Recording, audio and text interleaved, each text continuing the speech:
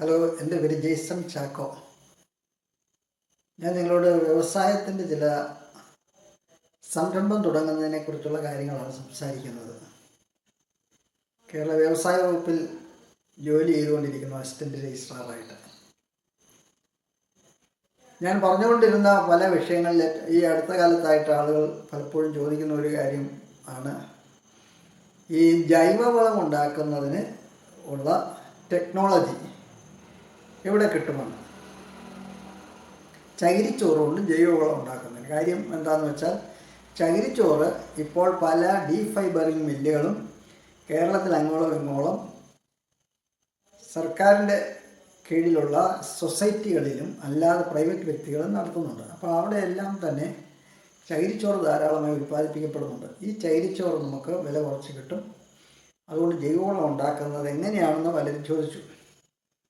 അപ്പോൾ അതിന് ഈ ജൈവവളത്തിനുള്ള കയറിൻ്റെ എല്ലാവിധമായ ട്രെയിനിങ്ങുകൾ, ഈ ചകിരിച്ചോറ് ജൈവവളം ഉണ്ടാക്കുന്നത്, കയറുകൊണ്ടുള്ള ഉൽപ്പന്നങ്ങൾ ഉണ്ടാക്കുന്നത്, ഇതിനെല്ലാം പറ്റിയ ഒരു സ്ഥാപനം ഉണ്ട്. കേന്ദ്ര ഗവൺമെൻറ് സ്ഥാപനമായ കയർ ബോർഡ്. ഈ കയർ ബോർഡ് ആലപ്പുഴ ജില്ലയിൽ ആണ്, കലവൂർ എന്ന് പറയും. കലവൂർ എന്ന സ്ഥലത്ത് ആണ്. അവിടെ ട്രെയിനിങ്ങും എല്ലാം ഉണ്ട്. അപ്പോൾ നിങ്ങൾ അവിടെ സന്ദർശിച്ചാൽ നിങ്ങൾക്ക് പല പ്രയോജനകരമായ അറിവുകളും കിട്ടും. ഇതിനെ സംബന്ധിച്ചുള്ള വ്യവസായങ്ങൾക്ക് വേണ്ട നിങ്ങൾക്ക് ട്രെയിനിങ് കിട്ടും. ആലപ്പുഴ ജില്ലയിൽ കലവൂർ കയർ ബോർഡിൻ്റെ ഓഫീസ്, ട്രെയിനിങ് ഓഫീസല്ല, അവിടുത്തെ ഒരു വലിയൊരു സ്ഥാപനമാണത്. ഗവേഷണ സ്ഥാപനവും ട്രെയിനിങ് കൊടുക്കുന്ന സ്ഥാപനമൊക്കെയാണ്. അപ്പോൾ നിങ്ങൾക്കല്ല ഇനി ഇത് തയ്യാറാക്കി വെച്ചിരിക്കുന്ന ജൈവവളം, നല്ല രീതിയിൽ ഉണ്ടാക്കിയിരിക്കുന്ന ജൈവവളമുണ്ട്. അതാണ് നിങ്ങൾക്ക് വിൽക്കാനാണെങ്കിൽ നിങ്ങളുടേതായ പേരിടാതെയോ നിങ്ങൾക്കത് പാക്ക് ചെയ്ത് വിൽക്കാൻ സാധിക്കും. അങ്ങനെ ഉണ്ടെങ്കിൽ അതിനുമുള്ള അവസരമുണ്ട്. പിന്നെ നമ്മൾ ചെയ്യുന്ന എന്തും നമുക്ക് ബോധ്യമുള്ള ഗുണനിലവാരമുള്ളൊരു സംഗതിയായിരിക്കും. അതല്ലാതെ ചെയ്തിട്ട് പരാജയപ്പെട്ടു എന്ന് പറയുന്നതിൽ ഞാൻ അതിനകത്ത് അത്ഭുതമില്ല. അല്ലാതെ ചെയ്യുന്നവർക്ക് ഉള്ള ഉപദേശം അവരും ഞാൻ കൊടുക്കുന്നില്ല. നല്ല ഉദ്ദേശത്തോടെ നല്ല രീതിയിൽ ചെയ്യുന്നവർക്ക് വേണ്ട ഉപദേശങ്ങളാണ് ഞാൻ. കാരണം എന്താണെന്ന് വെച്ചാൽ, അങ്ങനെ ചെയ്യുന്നവർക്ക് അത് വിജയിക്കാനുള്ള വഴികളാണ് പറഞ്ഞു കൊടുക്കുന്നത്. അപ്പം എനിക്കൊരു കാര്യം നിർബന്ധമുണ്ട്. ഞാൻ പറഞ്ഞത് അനുസരിച്ച് ചെയ്യുന്നവർക്ക് വിജയം ഉണ്ടാകണം. അത് നല്ല രീതിയിൽ അവർ ചെയ്യണമെന്നുള്ള കാര്യത്തിൽ എനിക്ക് നിർബന്ധമുണ്ട്. അല്ലാതെ വേറൊരാളെ പറ്റിച്ചിട്ട് നമ്മൾ നന്നാകുമെന്ന് വിചാരിക്കുന്നത് മൗഢ്യം മാത്രമാണ്.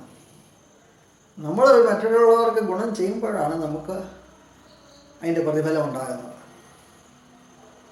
അത് അടിസ്ഥാനപരമായി മനസ്സിലോർക്കുക. പിന്നെ നിങ്ങൾ പലരും, അനേക ആളുകളും ഇങ്ങനെ ഒത്തിരി കാര്യങ്ങൾ ചോദിക്കുന്നുണ്ട്. പക്ഷേ ഇനി നിങ്ങളോട് പറയാനുള്ളത്, നിങ്ങൾ ഫീൽഡിലേക്ക് കാര്യം വെച്ചിറങ്ങുക. ഇപ്പോൾ കിട്ടിയ അറിവുകൾ വെച്ചുകൊണ്ട് പതുക്കെ ചൂടുകൾ വെക്കുക.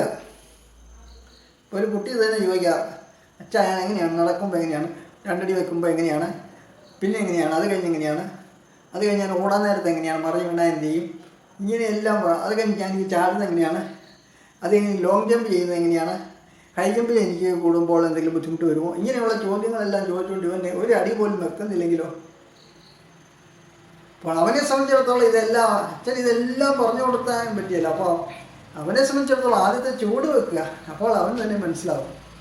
അപ്പോൾ നിങ്ങളെ സംബന്ധിച്ചിടത്തോളം കിട്ടിയ ഒത്തിരി അറിവുകൾ, ഈ വീഡിയോ കണ്ടവരെ സംബന്ധിച്ചിടത്തോളം ഒത്തിരി നല്ല അറിവുകൾ കിട്ടിയിട്ടുണ്ട്. തുടർന്ന് ഈ വീഡിയോകൾ കണ്ടുകൊണ്ടിരിക്കുക. നിങ്ങൾ ഒപ്പം ചൂടുകളും വയ്ക്കുക. നിങ്ങളുടെ ഐഡിയ ഉള്ള സംഗതി. ഇപ്പോൾ ഞാൻ ട്രെയിനിങ് സെൻറ്ററുകളെ കുറിച്ച് പറഞ്ഞു. നിങ്ങൾക്ക് ആവശ്യമുള്ള ട്രെയിനിങ്ങിന് വേണ്ട സ്ഥാപനത്തിൽ ഒന്ന് പോയി നോക്കുക. ആ സാധനത്തിൻ്റെ റോ മെറ്റീരിയൽസ് കിട്ടുന്ന സ്ഥലങ്ങളിൽ ഒന്ന് കടകളിൽ ഒന്ന് അന്വേഷിച്ച് നോക്കുക. അതിപ്പോൾ കിട്ടാനുണ്ടോ, അതിൻ്റെ വില എന്താണെന്ന് അറിയുക. കാരണം ഈ സ്റ്റഡി നമുക്ക് അത്യാവശ്യമാണ്. അതിൻ്റെ മെഷീൻ എവിടെ കിട്ടും, അതിൻ്റെ അന്വേഷിച്ച് നോക്കുക. ഫോണിൽ വിളിച്ച് ബന്ധപ്പെടാവുന്ന പല സ്ഥലങ്ങളുമുണ്ടല്ലോ. മെഷീനറിയെക്കുറിച്ച് അന്വേഷിക്കുക. ഇപ്പോൾ ഈ പ്രോഡക്റ്റ് മാർക്കറ്റിലുണ്ടോ, അതിൻ്റെ വില എന്താണെന്ന് അന്വേഷിക്കുക. ഞാനൊരു ഉദാഹരണം പറയാം. ഞങ്ങൾ ഒരു വ്യവസായ വകുപ്പ് പലപ്പോഴും സെമിനാറുകൾ നടത്താറുണ്ട്. അപ്പോൾ ഒരു വ്യവസായിയുടെ അനുഭവം മറ്റുള്ളവർക്ക് പറയാൻ വേണ്ടി ഒരു വ്യവസായിയെ വിളിച്ചു. അദ്ദേഹം പറഞ്ഞൊരു കാര്യമാണ്. ഏതാനും വർഷം മുമ്പ് അദ്ദേഹം ഒരു 90കളിൽ 90 കാലഘട്ടത്തിൽ അദ്ദേഹം തൃശ്ശൂരിൽ നിന്ന് ഗൾഫിൽ ജോലി ചെയ്തിരുന്ന വേളയിൽ ഗൾഫിലെ ജോലി വലിയ വരുമാനമുള്ള ജോലിയൊന്നും ആയിരുന്നില്ല. അപ്പോൾ അദ്ദേഹം നാട്ടിൽ വന്ന് എന്തെങ്കിലും ചെയ്യാൻ വേണ്ടി വന്നു. അദ്ദേഹം നാട്ടിൽ ചിന്തിച്ചതാണ്, അന്ന് വിളക്ക്, ചിമ്മിനി വിളക്ക് പോലത്തെ വിളക്ക്, ചില്ലിട്ട വിളക്കുകൾ കോയമ്പത്തൂർ പോയി മേടിച്ചുകൊണ്ട് വന്ന് നാട്ടിൽ വിൽക്കാനാണ് അദ്ദേഹം ഉദ്ദേശിച്ചത്. കോയമ്പത്തൂർ പോയി. കോയമ്പത്തൂർ എന്ന കടകളിൽ വിളക്ക് അന്വേഷിച്ചപ്പോഴാണ് അവരൊക്കെ അഭിപ്രായം പറഞ്ഞു, ഈ വിളക്കിന് ഇപ്പോൾ വലിയ സാധ്യതയില്ല, അതുകൊണ്ട് എമർജൻസി ലൈറ്റിനാണ് ഇപ്പോൾ സാധ്യതയെന്ന് പറഞ്ഞു. അങ്ങനെ അദ്ദേഹം കോയമ്പത്തൂരിൽ നിന്ന് കുറച്ച് ആ കടക്കാർ നിന്ന് കിട്ടിയ അറിവ് വെച്ചുകൊണ്ട് വിളക്കെന്നുള്ള ആശയം മാറ്റി എമർജൻസി ലൈറ്റുകൾ മേടിച്ചുകൊണ്ട് നാട്ടിൽ കൊടുത്തു. ഏതാണ്ട് 4 മാസം കഴിഞ്ഞപ്പോൾ ഈ എമർജൻസി ലൈറ്റുകളുടെ എല്ലാം ബാറ്ററി പോയി. അപ്പോഴാണ് ഇതിൻ്റെ ബാറ്ററി പോകുമെന്നുള്ള കാര്യം മനസ്സിലായത്. ഏതായാലും അദ്ദേഹം സ്വന്തം കയ്യിൽ നിന്ന് കാശ് മുടക്കി ആ ബാറ്ററിയൊക്കെ നന്നാക്കി കൊടുത്തു. അങ്ങനെ ഇരുന്നപ്പോഴാണ് ഇതിനെ സോളാർ പാനൽ സ്ഥാപിക്കുന്നതിനെക്കുറിച്ചൊരു ആശയം ആരോ പറഞ്ഞു കൊടുത്തു. അങ്ങനെ അദ്ദേഹം പതുക്കെ അതിലേക്കും ചിന്തിക്കാനുള്ള അതിലേക്ക് തിരിഞ്ഞു. ചുരുക്കി പറഞ്ഞാൽ അദ്ദേഹം സോളാർ പാനൽ സ്ഥാപിക്കുന്ന, സോളാർ ഇൻസ്റ്റാൾ ചെയ്യുന്ന ഒരു വലിയ വ്യവസായിയായിട്ട് മാറി.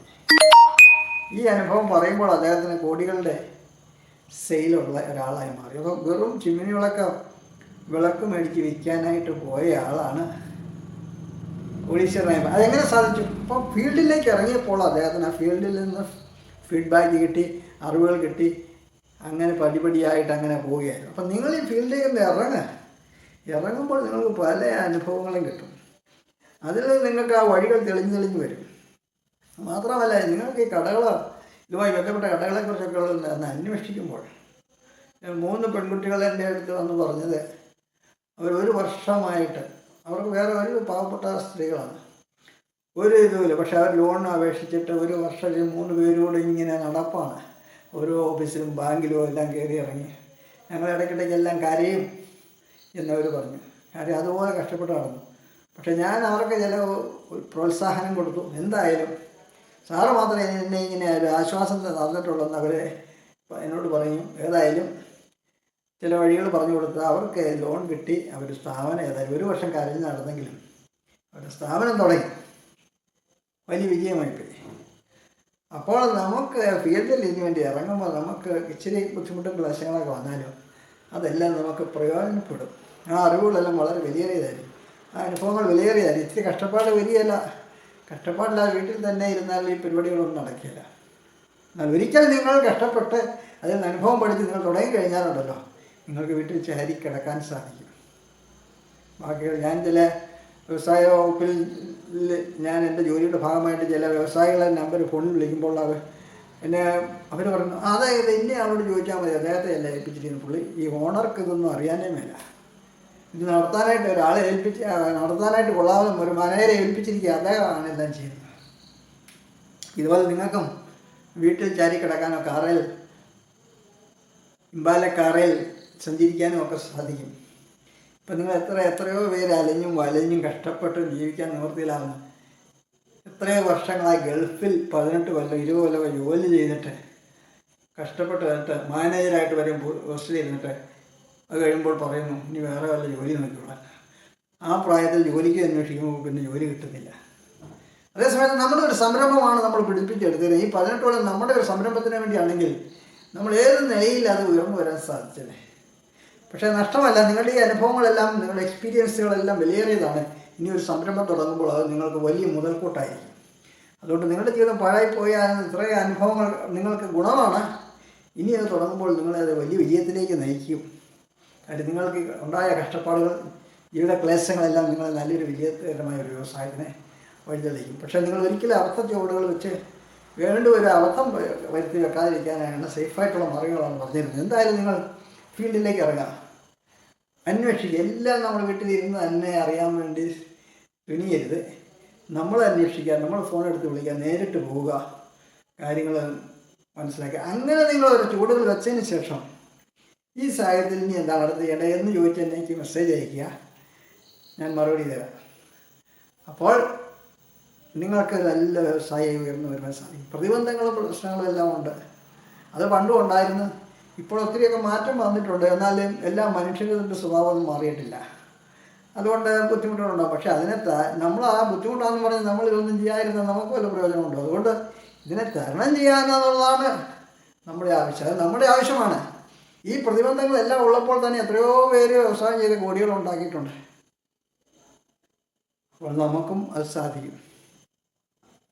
അതുകൊണ്ട് നിങ്ങൾക്ക് എല്ലാവിധ ആശംസകളും നേരുന്നു. All the best. ഈ ചാനൽ സബ്സ്ക്രൈബ് ചെയ്യാത്തവർക്ക് സബ്സ്ക്രൈബ് ചെയ്താൽ നിങ്ങളുടെ ജീവിതത്തിന് പ്രയോജനകരമായ അനേക കാര്യങ്ങൾ, ഒരുപക്ഷെ നിങ്ങളുടെ ജീവിതം തന്നെ വലിയ വഴിത്തിരിവുകൾ ഉണ്ടാകുക എന്നുള്ള കാര്യത്തിൽ തർക്കമില്ല. All the best.